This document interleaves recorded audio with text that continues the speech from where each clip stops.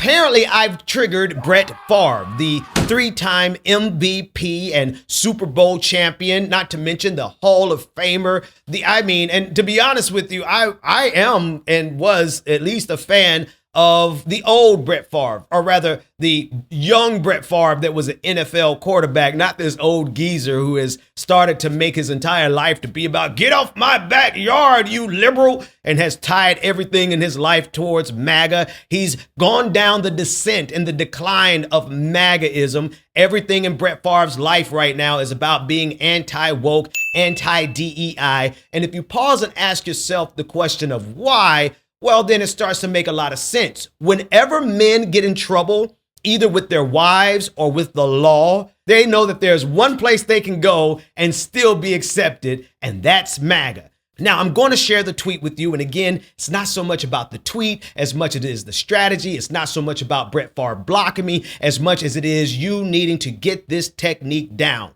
Why does it matter? Well, because we're living in a very absurd time. But before I go there, Brett Favre, as you may recall, was caught up in a scandal taking welfare funds from the state of Mississippi, one of the poorest states in the nation, taking millions of dollars in welfare funds from the poorest people in the nation and giving it to Brett Favre's daughter's gymnasium at the University of Southern Mississippi. Now, all of that apparently has blown over. I believe he's paid back the money, et cetera, et cetera. But in the aftermath of that, we all noticed a definitive shift in Brett Favre. He went all in with MAGA and their anti-woke and anti-DEI narratives. Now, you can Google it. You can look at articles that have been written about it. You can go to his timeline and search for it if you want to see it. I'm just going to give you one example that encouraged me to respond to Brett Favre in this way. Here's the tweet that made me want to respond to Brett Favre the way that I did.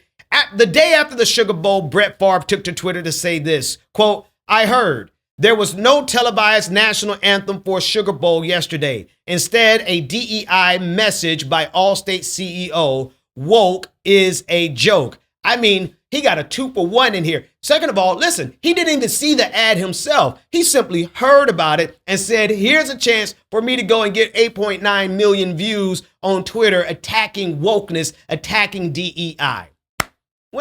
Isn't this a sad way to live your retirement after all of the wonderful and amazing things he did on the football field? This is what Brett Favre does with the rest of his life?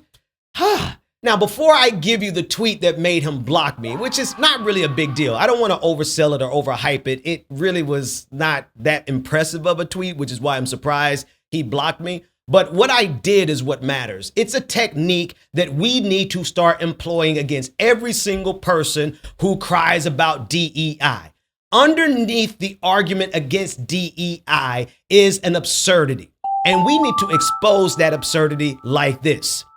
Everyone who is attacking DEI is essentially saying that the only people qualified to do anything on the face of the planet are white men. And if you really drill down, it would be white Christian men, but that's a nuance we could talk about later. But if you really expose the logical absurdity of what these people are saying, it really reveals to anyone who reads instantly how ridiculous this entire anti-DEI movement is. It's a little rhetorical technique called reductio ad absurdum. You reduce your opponent's argument down to its most absurd elements. And if they have an absurdity in their argument, it's exposed. Not every argument can be reduced to the most absurd because some arguments actually make coherent sense. The arguments against diversity, equity, and inclusion do not make any sense. Essentially, at the end of the day, when you take the logic of MAGA to the natural conclusion, what they're trying to say to you is that the only people who are qualified to do any work on the face of the planet are white men. Now, why did Brett Favre block me? Well, he was trying to enjoy his Sunday afternoon football. And, you really shouldn't mess with people on a Sunday afternoon when they're trying to enjoy their football. I know that's a universal rule, but I didn't let that stop me. And so here he is commenting on Twitter saying the following, quote, "Nothing like playoff football. The stakes are so much higher. A field goal there would have been good, but this game is far from over. Go Pack, go." I mean, he's just kicking back, enjoying. Feet are up on the couch. He's tweeting with one hand, and he's got his anti-woke beer in the other hand. And here comes this little short preacher from the South saying, I hope they only have white men playing. Otherwise, they would automatically be DEI hires, like you said earlier this week. Right, Brett Favre? Now, truthfully, did Brett Favre expressly say that? No.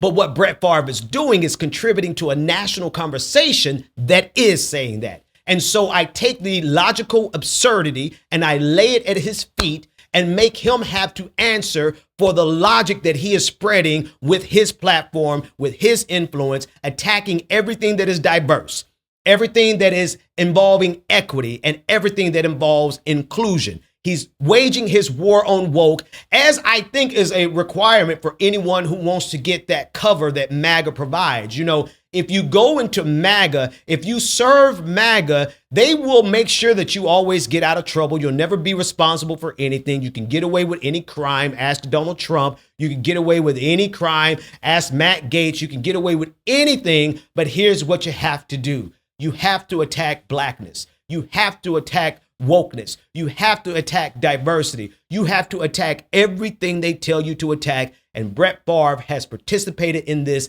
ever since he got busted taking that money from the state of Mississippi, giving it to his daughter's volleyball gymnasium.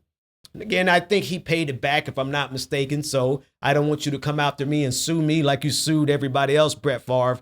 But I guess now that you've blocked me, I can say whatever I want to say about you. Go check out the tweet. You're going to have to, if you look in the corner, you'll see right there, he's hidden my reply. So you're going to have to hit that hide reply button so that you can see he's trying to hide the fact that I threw this logic in his face. I threw this counter argument in his face. And I think that we need to do this.